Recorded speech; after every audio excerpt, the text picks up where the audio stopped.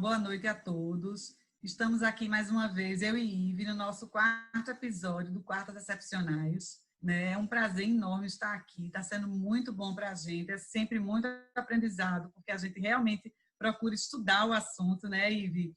E hoje, o que é que a gente vai tratar aqui hoje, pessoal? A gente vai tratar sobre a possibilidade ou não de, em embargos de declaração, modificar o conteúdo da decisão embargada para adequá-la a precedente vinculante superveniente. A discussão é essa, mas Ive logo dá uma palavrinha com vocês aí, depois a gente retoma falando, tá bom, Ive? Fica aí, fala com o pessoal também, dá boa noite. Olá, boa noite a todos. Estamos no nosso quarto encontro, um prazer dialogar com vocês. E o tema de hoje, na verdade, foi um tema que acabou chamando a atenção da gente durante a semana passada. Eu e Dulce até trataríamos de outro tema, que vai ser oportunamente abordado nos próximos encontros, mas depois que nós duas fizemos a leitura de 2 artigos escritos por 3 advogados da União super brilhantes, competentes. O primeiro artigo é o artigo publicado pelo Júlio Rossi na coluna Garantismo Processual do site Empório do Direito, e o outro artigo foi publicado, de autoria do Marco Aurélio Peixoto e do Rodrigo Becker, publicado na coluna que eles têm no Jota. Os 2 artigos, partindo de casos diferentes, e eu e Dulce teremos a oportunidade de falar um pouquinho sobre cada um deles, no final das contas, discutem esse tema que a Dulce já falou, ou seja, a possibilidade de alteração de julgado, ou seja, de um efeito infringente em sede de embargo de declaração para aplicação de precedente superveniente à decisão embargada. Os 2 artigos trazem entendimentos opostos sobre essa questão, e como foi uma questão que chamou muito a minha atenção de Dulce, a gente resolveu meter o nosso bedelho nesse caso também, né, Dulce? Isso, exatamente, Ive. Então, Ive, eu posso falar um pouco do artigo do Marco, né, do Rodrigo, e aí você explica depois. Eu vou falar primeiro a questão do... o artigo de Marco, né, ele abordou uma decisão do STJ na 5ª turma, né, que foi no HC 109.530 do Rio de Janeiro. Esse julgamento, ele adequou o acórdão a precedente superveniente, então a discussão é justamente essa. Eu vou falar um pouco aqui da situação, Ive, para poder o pessoal conseguir visualizar e conseguir entender mais ou menos o que aconteceu. Nesse caso do STJ, o que é que aconteceu? Em HC foi declarada extinta a punibilidade por conta de uma prescrição. Da decisão do HC teve agravo interno no HC, e aí foi mantida, reconhecida essa prescrição em dezembro de 2019, né? Por conta da discussão, era se o acórdão confirmatório, se ele é um marco interruptivo ou não da prescrição, mas, enfim, foi reconhecida a prescrição. Aí o Ministério Público entrou com embargo de declaração. O embargo de declaração ele foi interposto em novembro de 2019. E o Ministério Público, nesse embargo de declaração, ele levantou a questão da não aplicação de uma jurisprudência do Tribunal Superior, no embargo interposto em novembro de 2019. Quando foi em abril de 2020, teve a decisão do STF tratando dessa questão, da questão de mérito, da discussão. E aí o que é que surge? É possível. O embargo de declaração foi interposto em novembro. A decisão do STF que definiu essa questão veio em abril. É possível que nos embargos de declaração ele ajuste, porque, de fato, no agravo interno, a decisão do agravo interno no HC, em tese, ela não seria omissa. Mas quando veio essa decisão do HC do STF, ela passou a ter uma omissão. Então, a discussão é essa. A discussão que a gente pergunta aqui e quer trazer para debate é se é possível, né, o embargo de declaração modificar o conteúdo para adequar a precedente vinculante. E aí, o que é que aconteceu? No artigo do Marco Aurélio Peixoto e do Rodrigo Becker, eles consideraram que realmente era possível isso, que seria possível, por conta do artigo 1022.1 do CPC, na medida em que, no julgamento do agravo interno em habeas corpus, não foi considerada essa jurisprudência do STF, houve uma omissão, uma presunção de omissão, por não se manifestar sobre essa tese, porque, na verdade, o artigo 1022 dos embargos de declaração tem o inciso 1 e o inciso 2º. E o inciso 2º ele remete ao 489, parágrafo 1º, que é justamente quando você não se manifesta sobre jurisprudência do Tribunal Superior dominante. Então, o que é que aconteceu? Na ótica do Marco Aurélio Peixoto e do Rodrigo Becker, a decisão do STJ em adequar, ela foi correta, né? Por conta da uniformização do sistema, observância ao sub de precedente. Então, assim, aí, Ive, seria bom que você trouxesse assim, alguma... O que é que você acha dessa posição, desse julgado especificamente? E aí você pode trazer um pouco mais para acrescentar esse artigo de julho, que, na verdade, ele trata de uma outra situação que não se confunde com essa. Você pode também adequar, explicar um pouco melhor, e fique à vontade aí para explicar um pouco melhor essa situação. E assim, a discussão trazida é essa aí, mas aí você acrescenta como você achar melhor, tá bom? Eu vou falar um pouco... Só uma observação que eu esqueci de falar, que eu achei interessante também, que aí o Marco Aurélio e o Rodrigo Becker falaram, que embora a teoria geral dos precedentes, o precedente seria algo que ele precede a formação dessa decisão, o nosso sistema é meio que como se fosse um precedente à brasileira. Então, na verdade, o precedente vem depois e ele volta um pouco, não é isso, Ive? Você pode explicar o que é que você acha disso? Eu vou explicar um pouquinho do caso que foi abordado no artigo do Júlio, e aí eu faço algumas considerações sobre os dois casos e te passo a bola de volta. Tá bom. No caso abordado no artigo do Júlio, ele se refere a uma decisão do STF em embargo de declaração na reclamação 15.724 do Paraná. Foi um acórdão da primeira turma do STF. Qual é a história desse caso? Foi ajuizada uma reclamação, a questão de fundo é a terceirização, a licitude ou não da terceirização. Então, foi ajuizada uma reclamação com fundamento na súmula vinculante, em violação, na verdade, a súmula vinculante 10 do STF, ou seja, o reclamante alega que o TRT da 9ª região teria afastado a aplicação do artigo 25, parágrafo 1º da Lei 8.987 de 95, sem a necessária ou a devida declaração de inconstitucionalidade com reserva de plenário. Daí, o fundamento é violação à súmula vinculante 10 do STF. A relatora desse caso foi a ministra Rosa Weber. Ela, monocraticamente, não conheceu da reclamação, porque ela entendeu que, na verdade, o TRT da 9ª região teria dado a interpretação que eles reputaram como corretas para aquela norma. Então, não houve aí uma declaração de inconstitucionalidade implícita a demandar a garantia da reserva de plenário. Essa decisão da ministra ela foi ratificada pelo colegiado no julgamento do agravo regimental e daí sim foram opostos embargos de declaração. Nessa oportunidade foi suscitada a necessidade de adequação do entendimento da reclamação ao precedente. E aí, precedente foram dois, na verdade. Foi o julgamento da ADPF 324 e o julgamento de mérito do recurso extraordinário que teve repercussão geral reconhecida, que foi o tema 725 da repercussão geral do STF.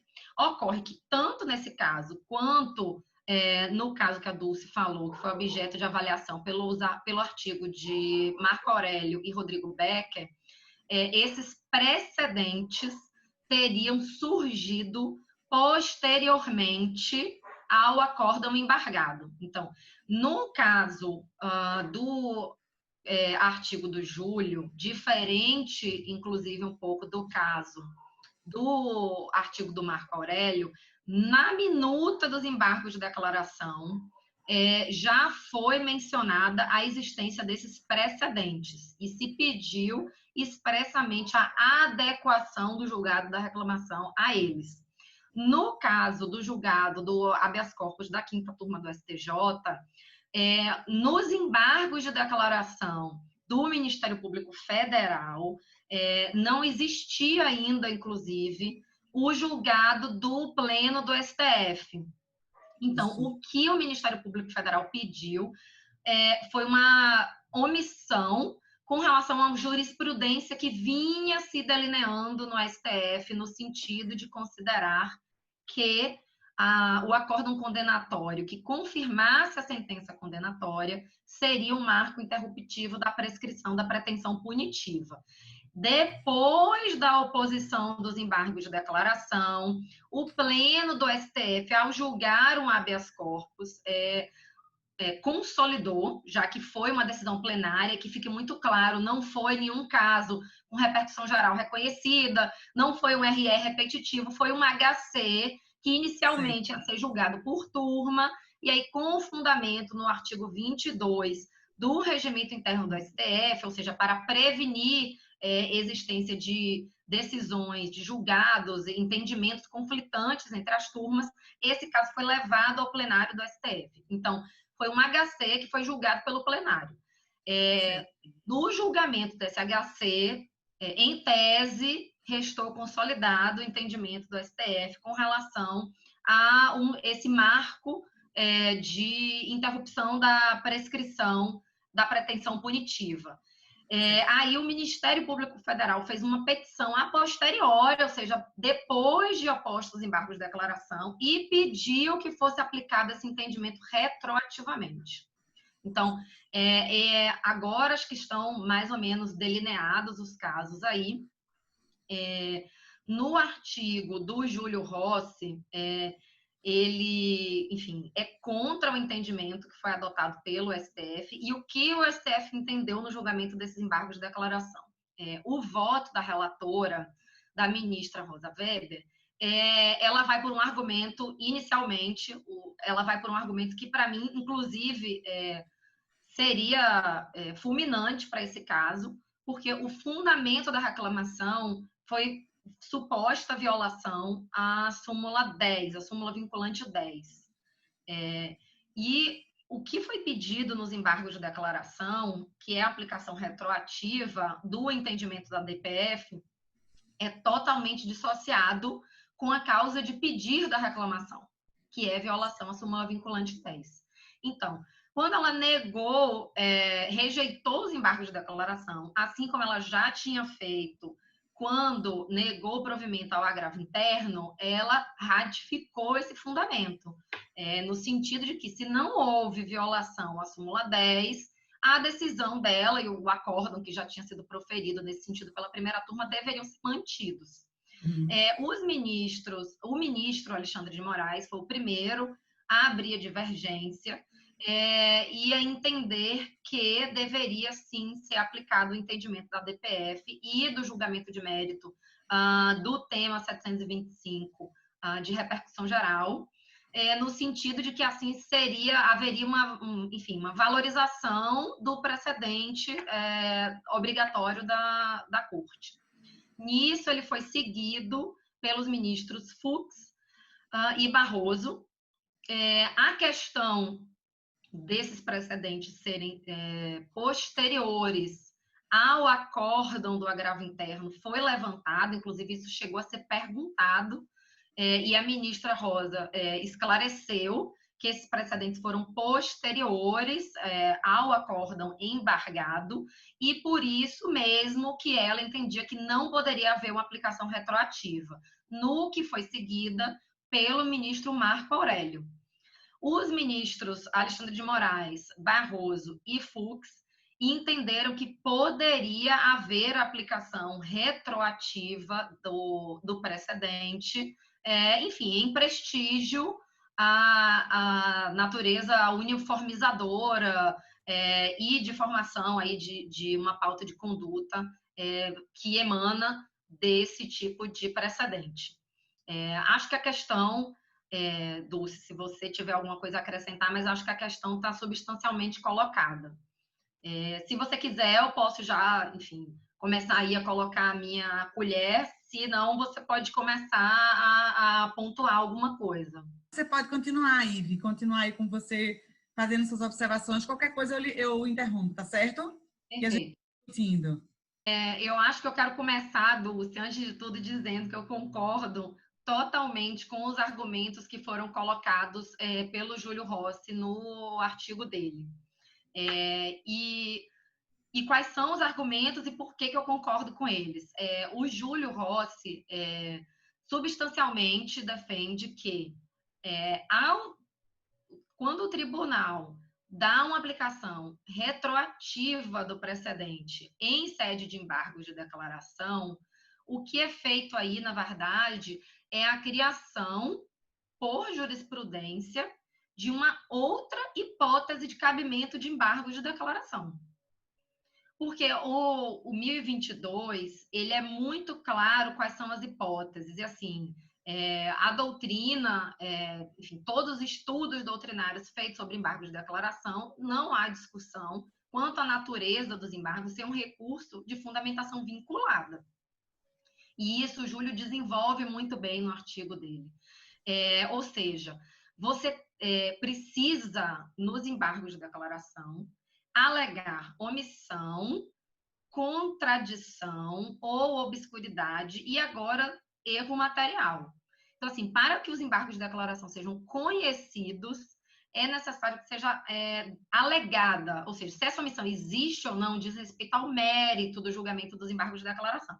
Mas precisa, como recurso de fundamentação vinculada que existir uma alegação, uma demonstração por parte do recorrente da existência de dessas hipóteses de cabimento. O parágrafo único do 1022 traz uma novidade, que é a possibilidade de se reputar omissa a decisão, existindo duas hipóteses. O inciso primeiro fala expressamente em ausência de pronunciamento na decisão embargada, no acórdão embargado, sobre julgamento de caso repetitivo, e aí entraria recurso especial, recurso extraordinário repetitivo e mesmo IRDR, ou incidente de assunção de competência. O Marco e o Rodrigo, no artigo deles, eles têm uma interpretação que eu acredito que seja muito razoável, no sentido de que o inciso primeiro não estaria só restrito a essas hipóteses, mas a todas aquelas previstas no artigo 927. Então, assim, partindo até dessa interpretação, a primeira hipótese de cabimento de embargos por omissão, que é essa do parágrafo único, inciso primeiro, quando a decisão ou o acórdão embargado não se manifestar sobre a aplicação de precedente vinculante. A redação da norma é muito clara no sentido de que esse precedente ele tem que existir ao tempo do julgamento. A interpretação que o Marco Antônio dá a esse dispositivo é no sentido de que também poderia ser estendida para a hipótese de adequação. E, assim, a adequação não pressupõe uma omissão. Por isso que eu entendo que a gente não poderia falar na possibilidade de aplicação retroativa pelo inciso primeiro, porque a adequação não pressupõe omissão. No inciso segundo... Adequação não basta, né? Isso aí, uma simples adequação não basta. Não é uma adequação. A adequação, como nos casos em que a gente... os casos mencionados no artigo, não existiu omissão do tribunal, até porque esses precedentes eles não existiam tanto na época do julgamento do HC, quanto na época do julgamento da reclamação. Então, assim, o parágrafo único, ele é muito claro em dizer que reputa-se omissa a decisão que, e aí vem inciso 1 e inciso 2. Então, assim, precisa existir uma omissão. E o tribunal, tanto o STJ no julgamento do habeas corpus, quanto o STF no julgamento da reclamação, não foram omissos sobre os precedentes que foram alegados posteriormente, porque eles não existiam. E aí, só complementando, o inciso segundo se reputa omissa a decisão que incidir nos vícios do artigo 489, inciso 1º. Ou seja, o que se diz aí é que uma decisão mal fundamentada, uma decisão não fundamentada, é uma decisão omissa. E aí entram todas aquelas 6 hipóteses previstas no parágrafo 1º do 489. E aí, para fins da nossa discussão, acho que o mais importante seria analisar o inciso 6º, porque o inciso 6º do artigo 489, parágrafo 1º, diz que seria omissa, enfim, mal fundamentada, por isso omissa, a decisão que deixar de seguir súmula, enunciado de súmula, jurisprudência ou precedente invocado pela parte. Aqui também eu vislumbro 2 requisitos mínimos. Que ele exista antes e que ela seja invocada pelo embargante. Então, para ser invocado pelo embargante, é preciso existir. Então, também por isso, eu não consigo vislumbrar o cabimento de embargos de declaração para essa hipótese que foi discutida nesses 2 artigos. Então, voltando ao que o Júlio Rossi argumentou no artigo dele, permitir que se repute possível a correção de uma decisão por meio de embargo de declaração para aplicação de precedente que não existia à época do julgamento, enfim, do acórdão, da decisão embargada, é você criar, por jurisprudência, uma nova hipótese de cabimento de embargo de declaração. E aí nós temos violados o princípio da separação de poderes, porque a jurisprudência não pode criar uma hipótese recursal de cabimento de um recurso. Violação ao princípio da legalidade, porque nós sabemos que um dos princípios que regem os nossos recursos, a teoria geral dos recursos, é a taxatividade dos recursos. Então, teria violação, sim, à legalidade, teria violação ao devido processo legal, porque você estaria criando, inclusive, num caso concreto, né, posteriormente aos fatos, uma hipótese de cabimento de um recurso para aquele caso, ou seja, os participantes do jogo, quando começam a jogar, eles já as regras, e nesses casos o que existiu é que foram dadas as cartas depois. Então, assim, você tem uma clara violação ao devido processo legal e à segurança jurídica. E ele fala ainda em violação à iniciativa e ao procedimento legislativo, porque para a criação de uma hipótese a mais de cabimento de embargo de declaração, como essas novidades que foram trazidas no 2022, você teve todo um processo legislativo que não existiu e que passa ao longe de existir no caso dessas decisões do STF na reclamação, do STJ no habeas corpus. Então, assim, eu concordo totalmente com o argumento do Júlio e, inclusive, até queria citar uma frase que ele fala no artigo dele. Ele diz que o agir jurisdicional abusivo compromete a rigidez do procedimento estabelecido, da segurança jurídica e da previsibilidade das decisões judiciais. Então, assim, eu concordo totalmente com o que o Júlio defendeu no artigo dele. E, assim, com toda a deferência, todo o respeito ao entendimento que foi sustentado no artigo do Marco Antônio, eu acredito que chancelar o que foi feito pelo STJ no julgamento do habeas corpus e pelo STF no julgamento da reclamação é a gente dar aos tribunais superiores um poder que eles não têm. E, por fim, até ratificando, inclusive, o que você falou, né, o precedente é algo que tem que existir antes. Eu acho que o fato dos nossos precedentes serem precedentes à brasileira não autoriza a aplicação retroativa da norma, e aí entendendo que eles têm natureza normativa. Porque isso também viola enfim, os nossos princípios de aplicação da norma, ou seja, a norma ela não pode violar ato jurídico perfeito, enfim, situações consolidadas, principalmente a norma processual, que ela tem aí um raio de aplicação daqui para frente, ou seja, você não aplica a norma processual nova daqui para trás. Então, o fato de termos precedentes à brasileira, o que nos separam dos precedentes ingleses são coisas distintas do que a possibilidade dele ser aplicado para trás ou para frente, como acontece nos precedentes ingleses.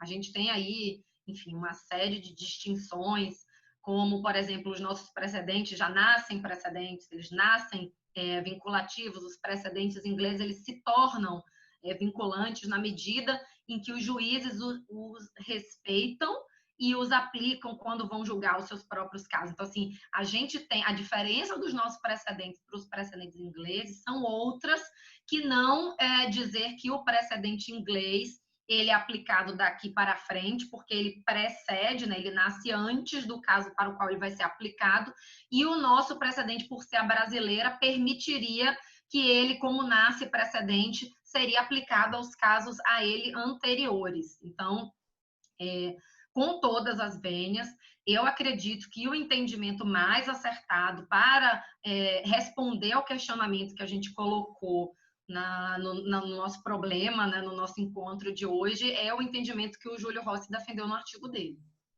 O que você acha, Lu? Legal, Ivy. Assim como você, realmente, eu concordo que, de fato, né, tem que ver a questão do que qual é a fundamentação necessária dos embargos de declaração, porque se não há nem alegação de omissão de algum dos vícios que tem que estar no embargo de declaração, seria um caso, até no artigo do Júlio Rossi, ele fala isso, seria uma hipótese de inadmissão. E, de fato, você admitir assim, você gera muita insegurança. Então, eu concordo também com isso, né? Acho que é muito temeroso você admitir uma situação dessa. E aí, até o Júlio Rossi, ele fala também a questão que seria cabível, nesse caso, talvez, por via da rescisória. E, de fato, pela rescisória, se a decisão foi omissa, não falou no precedente, seria cabível, né? Até para situar se o caso é exatamente aquele, não dá para dar essa abertura toda em embargo de declaração. E assim, como você falou aí no momento, eu acho que se o STJ tivesse ido pelo caminho de alegar que pelo 1022 a questão da omissão com relação à jurisprudência que já havia na época, aí tudo bem, mas simplesmente abrir essa possibilidade, né, que é o que a gente está tratando aqui nessa questão, dos embargos de declaração, sem nenhum dos vícios, ele simplesmente adequar ao julgado, assim como você, eu acho que não é possível, entendeu? Então, eu também, dessa vez, eu concordo com os fundamentos também do Júlio, assim, embora tenha essa possibilidade, desde que fique esclarecido, que é no 1022, porque houve uma omissão em relação da jurisprudência. Então, se for por esse caminho, eu acho que seria possível, entendeu? E será que eu consegui me fazer entender? Sim, eu entendi o que você falou, porque, se eu não me engano, me corrija se eu estiver errada, nos embargos de declaração do Ministério Público Federal, eles chegam a alegar a jurisprudência que estava se formando no STF. Isso. Com Então, relação seria uma das hipóteses do 1022, por conta da omissão, mas não você abrir as portas dos embargos de declaração, afastando esse vício, inclusive, porque a jurisprudência dos tribunais superiores, ela continua exigindo que seja alegado esse vício. Então, assim, eu não vejo a possibilidade de abrir dessa forma. Tem que fazer esse esclarecimento, que eu acho que, com o tempo, a jurisprudência talvez vá estabelecer melhor essa questão, né, Ivy? Mas, assim, é isso. Eu concordo com você nesse aspecto. Dessa vez a gente concordou, hein, Dulce? Dessa vez foi uma exceção aí aos nossos encontros. Realmente, isso dá uma insegurança muito grande, né? Você está afastando, enfim, os tribunais superiores, eles exigem ou não que sejam apontados esses vícios e que eles de fato existam? É importante definir isso. E outra coisa, Dulce, eu acho que aí tem um outro argumento também, que é você evitar um efeito surpresa. Principalmente no caso que foi descrito no artigo do Júlio Rossi. Porque, assim, o STF, antes do julgamento da DPF 324, o entendimento era pela ilicitude da terceirização.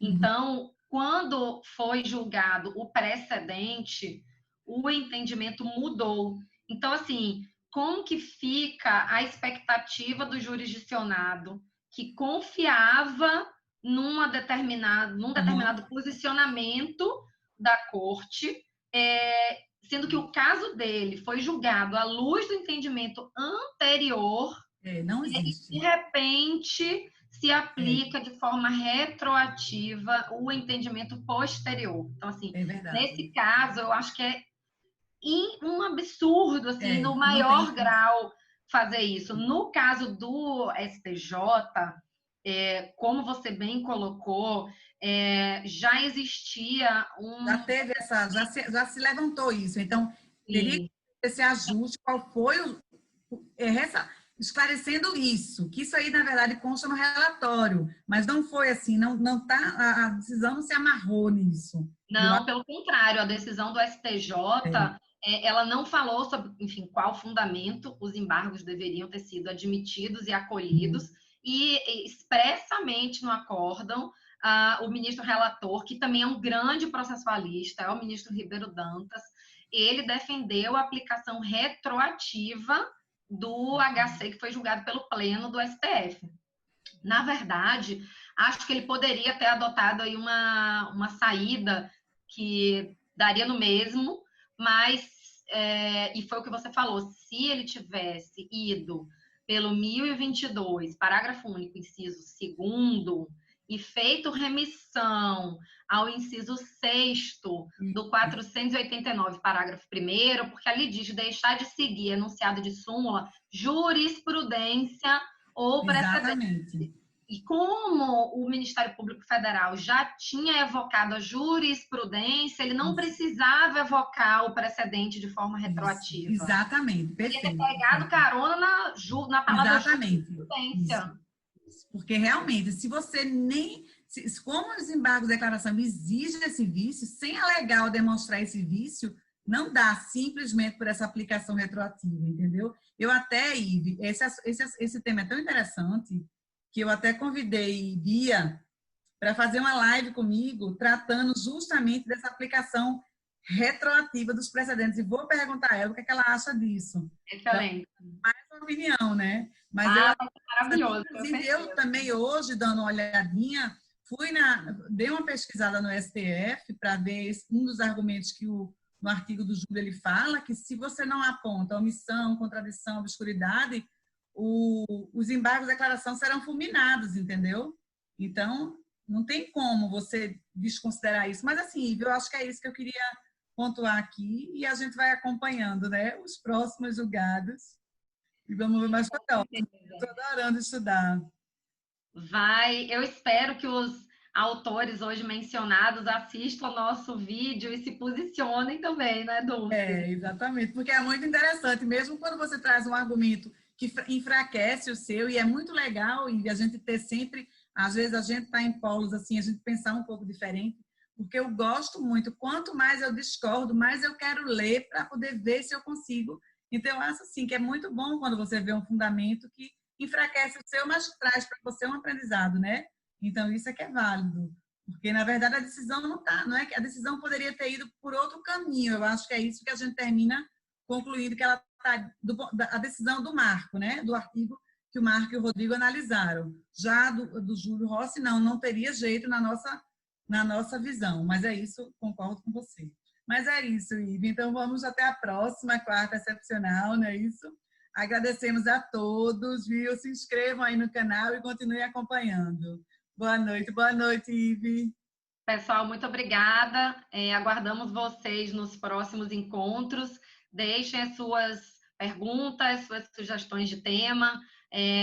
A Dulce vai, se não me engano, consegue disponibilizar os links, né, Dulce, dos artigos. Consigo, para vocês poderem ler os artigos também e entrar nessa discussão com a gente. Isso. Eu sempre disponibilizo lá no Instagram, Direito com Dulce Pontes. Às vezes, até quando a gente está começando a discussão, Ive, eu já lanço algumas perguntas para ir provocando debate e amadurecendo. né? Para a gente estar sempre conversando. Tá bom, então, Ive. Até a próxima. Boa noite a todos. Até a próxima, pessoal. Boa noite.